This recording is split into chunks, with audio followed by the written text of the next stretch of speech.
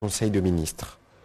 Le président de la République, chef de l'État, Félix-Antoine Tshisekedi Tshilombo, a ouvert en visioconférence à partir de Bruxelles ce vendredi 20 janvier 2023, la 83e réunion du Conseil de ministres. 4 points étaient inscrits à l'ordre du jour, à savoir 1. Communication du président de la République, chef de l'État. 2. Point d'information. 3. Approbation d'un relevé des décisions du Conseil de ministres. 4. Enfin, examen et adoption des textes. La communication du président de la République, chef de l'État, a porté essentiellement sur 3 points, à savoir 1.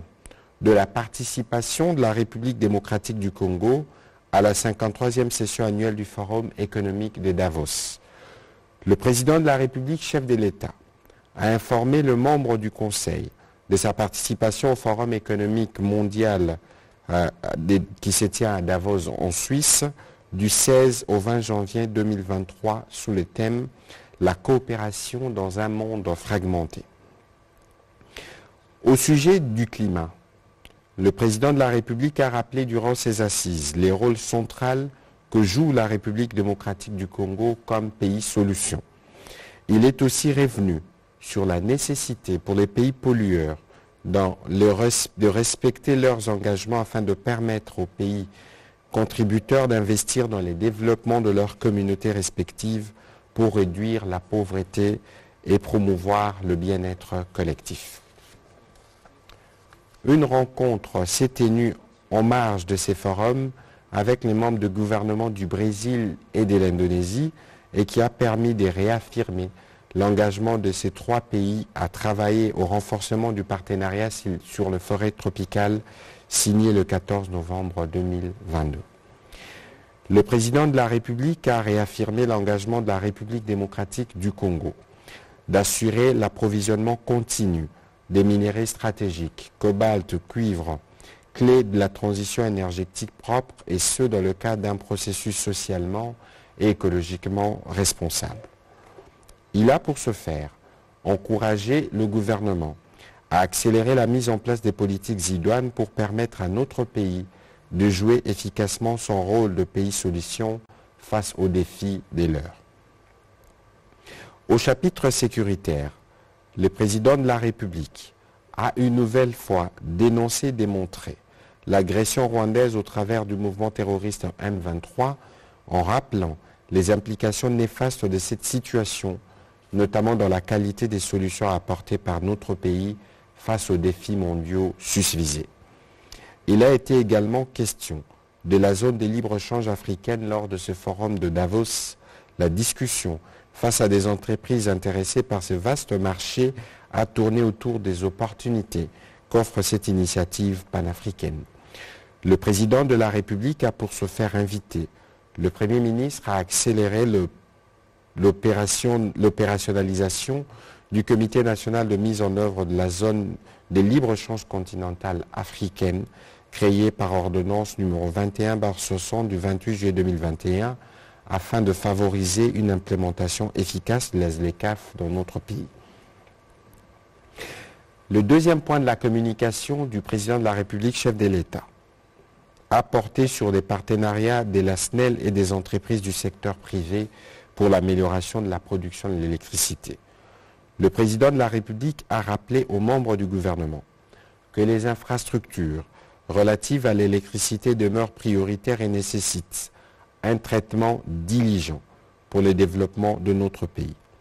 Tant il est vrai que ces tournées d'itinérance à travers le pays démontrent que le manque d'électricité freine les développements socio-économiques de notre société. Il a évoqué, entre autres, les plaintes des producteurs miniers qui sont en contrat avec la Compagnie nationale d'électricité.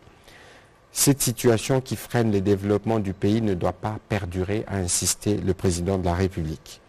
Il a chargé pour ce faire le ministre des Ressources hydrauliques et de l'électricité, en collaboration avec la Direction générale de la SNEL, de présenter au premier conseil du mois de février prochain un rapport sur les investissements privés et publics réalisés les 10 dernières années, l'impact qu'ils ont sur l'offre d'électricité sur le marché national, 2.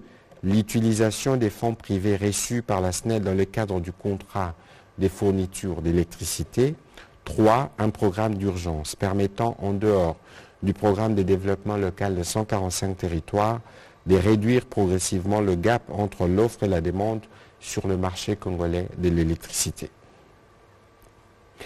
Dernier point de la communication du président de la République, relatif à l'accélération de la mise en œuvre du programme de développement local de 145 territoires. Le président de la République a rappelé sa détermination de voir le peuple constater, au cours de cette année 2023, une accélération dans la mise en œuvre du programme de développement local des 145 territoires. À cet fait, l'ordonnance numéro 23/003 du 12 janvier 2023 portant création, organisation et fonctionnement du cadre institutionnel de la mise en œuvre du suivi, évaluation du programme de développement de 145 territoires étant promulguée, plus rien ne devrait empêcher la mise en œuvre de cet ambitieux programme qui apportera une diversité des solutions aux problèmes de nos populations. Insistant sur son caractère prioritaire, le président de la République a exhorté toutes les parties prenantes, les agences d'exécution d'une part, le gouvernement d'autre part, d'éviter des lourdeurs et autres procédures administratives qui peuvent impacter négativement la mise en œuvre de ces projets. Et tout devrait être mis en place par les comités de pilotage pour l'atteinte des résultats attendus dans le meilleur délai. Après le retrait du président de la République du Conseil pour d'autres obligations d'État durant sa mission en Europe, le Premier ministre chef du gouvernement a poursuivi le Conseil de ministres en commençant par son complément à la communication du président de la République. Il a, au nom du gouvernement, salué la participation très remarquée du président de la République au Forum économique de Davos en Suisse. Ces rendez-vous financiers ont permis à notre pays de marquer sa présence dans les cercles des décideurs mondiaux et de rappeler à l'opinion internationale la situation sécuritaire et humanitaire à l'est du pays, fragilisée par l'agression rwandaise qui soutient le mouvement terroriste du M23. Le Premier ministre chef du gouvernement a, dans un deuxième temps, informé les membres du gouvernement des différentes activités qu'il a déployées la semaine qui s'est achevée. Outre les hommages rendus au nom du président de la République à nos deux héros nationaux, Laurent Désiré Kabila et Patrice Emery Lumumba, respectivement les 16 et 17 janvier 2023, la semaine a été dominée par des visites d'inspection sur l'état d'avancement des travaux d'infrastructure, principalement dans la capitale. C'était le cas du site de l'aéroport de Ndolo, qui doit abriter la célébration eucharistique qui sera présidée par sa sainteté le pape François, qui arrive en République démocratique du Congo le 31 janvier prochain. Le Premier ministre s'est aussi rendu le 19 janvier 2023 dans plusieurs points de la ville de Kinshasa menacés par des têtes d'érosion et par des inondations. Il s'agit notamment de Matadi Kibala, de Matadi Mayo, des Kindélé, des avenues Komori Keoya à Kitambo et de la gare centrale. Les ministres et responsables des services habilités ont tous été instruits pour que les activités à réaliser répondent aux attentes du président de la République, de notre population et de nos invités de marque. Les mêmes recommandations ont été faites aux différentes structures qui préparent les 9e Jeux de la francophonie. En troisième lieu, le Premier ministre chef du gouvernement a présidé le mercredi 18 janvier 2023 la première réunion de sécurité de la nouvelle année. L'attentat de Kassindi a été au centre de cette réunion, ainsi que le non-respect du chronogramme des retraits par les groupes terroristes M23, la recrudescence des conflits interethniques dans les territoires des Djougou en province de l'Ituri, ainsi que la situation sécuritaire dans le Grand Bandundu consécutive aux événements de Kwamut. En dernier lieu, le Premier ministre est revenu sur la situation politique qui prévaut dans la province du Sud Kivu et qui a fait l'objet des discussions qu'il a eues avec une délégation des députés provinciaux. Soucieux de la sécurité et de la stabilité dans nos provinces, particulièrement dans celle du Sud Kivu, le Premier ministre a rassuré que le gouvernement reste sensible aux préoccupations qui lui ont été soumises par les élus de cette province et des dispositions utiles seront prises à cet effet. Au deuxième chapitre du Conseil de ministres de ce jour, relatif aux points d'information. 1. État et administration du territoire. À l'absence du vice-premier ministre, ministre de l'Intérieur, Sécurité, décentralisation et affaires coutumières et de son vice-ministre, tous deux en mission, le vice-premier ministre, ministre des Affaires étrangères, a fait le rapport au Conseil sur l'état de l'administration du territoire, qui reste dominé par la poursuite des opérations militaires ordonnées par le commandant suprême des forces armées de la République démocratique du Congo pour défaire toutes les forces négatives dans notre pays. L'état d'esprit de la population a été dominé ces derniers jours par l'attente des retombées de la participation du président de la République au Forum économique de Davos, le lourd bilan de l'attaque terroriste de l'église Selpa à Kassindi en territoire de Béni dans la province du Nord Kivu, le 15 janvier dernier, les préparatifs de la prochaine visite du pape François à Kinshasa, les réactions et commentaires de l'opinion au sujet des opérations d'enrôlement et d'identification des électeurs dans la partie ouest, la montée du sentiment anti-force régionale de l'EAC au sein de la population de Rutshuru en province du Nord Kivu, ainsi que la résurgence du conflit intercommunautaire Lendu et Ema avec la participation de ces milices tribales en territoire de Djougou, province de l'Ituri. Le vice-premier ministre est aussi revenu sur la situation sécuritaire dans les autres provinces. Au sujet de la situation sécuritaire, le vice-premier ministre a été complété par le ministre de la Défense nationale et ancien combattant, qui, lui, est revenu sur la poursuite des opérations militaires dans les provinces sous état de siège et la traque de forces négatives dans l'est du pays. Il a indiqué que la coalition RDF terroriste du M23, en dépit des accords convenus à Luanda, lui intimant l'ordre de se retirer complètement des zones occupées, n'a pas bougé de ses positions. Bien au contraire, elle continue à se renforcer en hommes et en matériel en vue de poursuivre l'aventure meurtrière dans la province du Nord Kivu en République démocratique du Congo. À l'ouest, en revanche, la situation à Kwamut, dans la province de Mai-Ndombe, se stabilise. Plusieurs miliciens sortent de la brousse, rendent les armes, s'enrôlent en vue des élections et retournent autant que les déplacés dans leur terroir, grâce aux efforts de forces armées de la République démocratique du Congo et de la police nationale congolaise, et suite à la sensibilisation des chefs coutumiers des deux communautés, ainsi qu'à la médiation de la Commission électorale nationale indépendante. Dans la suite de son rapport, le ministre de la Défense nationale et ancien combattant est aussi revenu sur l'attentat du 15 janvier dernier, qui a fait 15 morts et plus de 60 blessés. Il est aussi revenu dans sa conclusion sur les tristes attaques contre les populations civiles en territoire de Djougou, en Ituri, et qui ont causé la mort d'une vingtaine d'entre eux. Une enquête de l'auditorat militaire a déjà été ouverte. Toujours sur ces chapitres de points d'information, le ministre de la Santé, Hygiène et Prévention, représenté par la ministre de l'Emploi, Travail et Prévoyance sociale, a fait le point de la situation globale de la santé dans les pays avec un accent particulier sur la pandémie à Covid-19.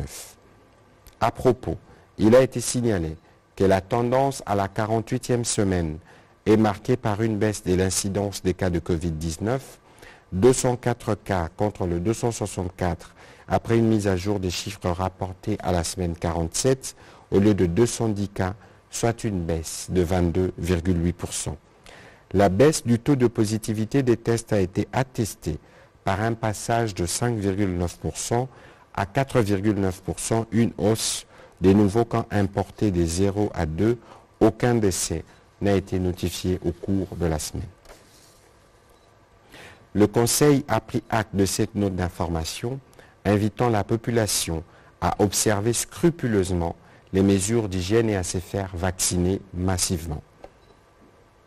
Au sujet de l'évolution de la situation récente sur le marché des changes ainsi que de biens et services, intervenant comme invité, la gouverneure de la Banque centrale du Congo a fait le point sur la conjoncture économique du pays.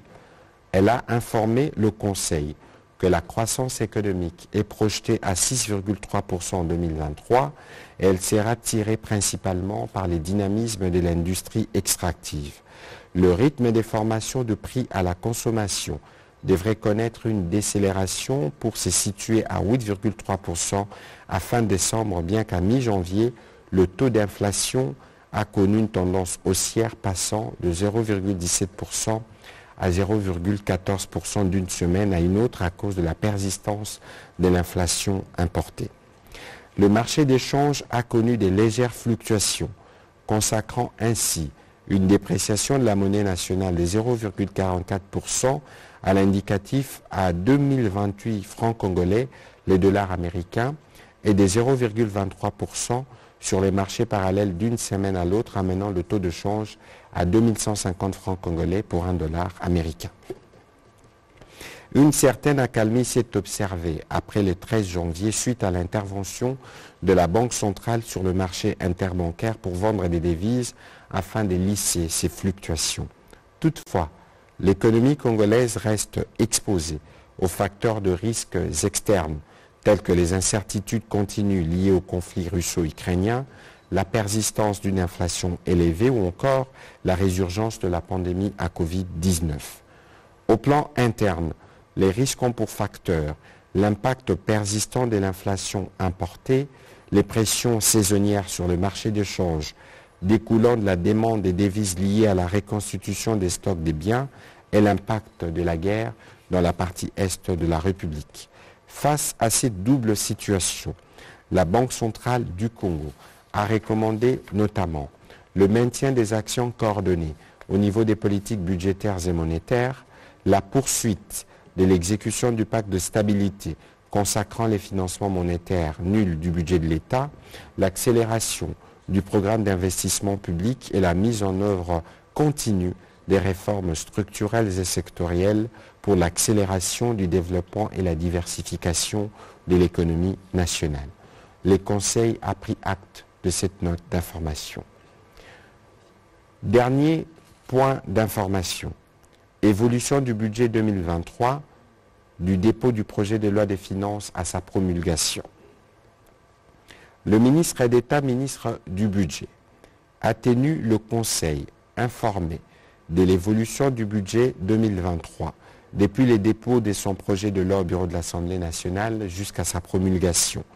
En ce qui concerne l'évolution des chiffres, il a rappelé que les prévisions globales en recettes et en dépenses arrêtées à 29 520,9 milliards de francs congolais ont été accrues respectivement de 2 513,8 milliards de francs congolais, soit 8,5% au niveau de l'Assemblée nationale, et de 422,1 milliards de francs congolais, soit 1,3%.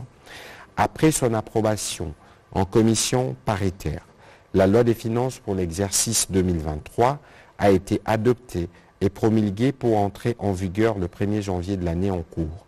Le ministre d'État, ministre du Budget, a rassuré les membres du gouvernement des mesures d'encadrement des recettes en vue de la maximisation et des dépenses en vue de leur rationalisation sont en cours de mise en œuvre afin de réaliser avec succès une fois de plus les assignations budgétaires annuelles. Le Conseil a pris acte de cette note d'information. Au chapitre 3 du Conseil de ministres de ce jour, le Conseil de ministres a adopté le relevé des décisions prises lors de sa 82e réunion tenue le 13 janvier 2023. Dernier chapitre du Conseil de ministres de ce jour, relatif à l'examen et à l'adoption des textes. 4 textes. 1. Projet de décret portant création, organisation et fonctionnement du bureau permanent chargé des entités ecclésiastiques. Le vice-premier ministre, ministre de l'Intérieur, Sécurité, décentralisation et affaires coutumières, représenté par le vice-premier ministre, ministre des Affaires étrangères, a soumis au Conseil le projet des décrets portant création, organisation et fonctionnement du bureau permanent chargé des entités ecclésiastiques. Il a rappelé que le 20 mai 2016, il y a eu signature de l'accord cadre entre le Saint-Siège et la République démocratique du Congo sur des matières d'intérêt commun. Après débat et délibération, le Conseil a adopté ce projet de décret moyennant harmonisation au niveau d'une commission ad hoc qui sera mise en place. 2. Projet d'ordonnance loi autorisant ratification du traité sur le bambou et rotin.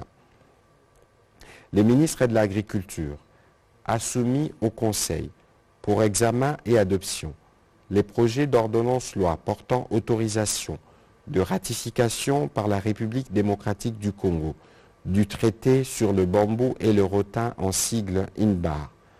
Les traités sur le bambou et le rotin reconnaissent que le bambou et le rotin constituent d'importants produits forestiers non ligneux qui peuvent contribuer considérablement au développement économique et social des zones rurales. La République démocratique du Congo a acquis les statuts d'État observateur à l'Organisation internationale pour le bambou et le rotin depuis le 22 octobre 2021. Le projet d'ordonnance loi présenté vise donc à finaliser les processus d'adhésion au traité et permettre à la République d'acquérir les statuts d'État membre. Après débat et délibération, ces projets d'ordonnance loi a été adopté. Troisième texte, projet des décrets portant création, organisation et fonctionnement d'un comité interministériel. Le ministre du Commerce extérieur a fait l'économie du projet des décrets portant création, organisation et fonctionnement d'un comité interministériel de pilotage du projet des facilitations du commerce et intégration dans la région de Grand Lac, CIP, PF-CIGEL en sigle.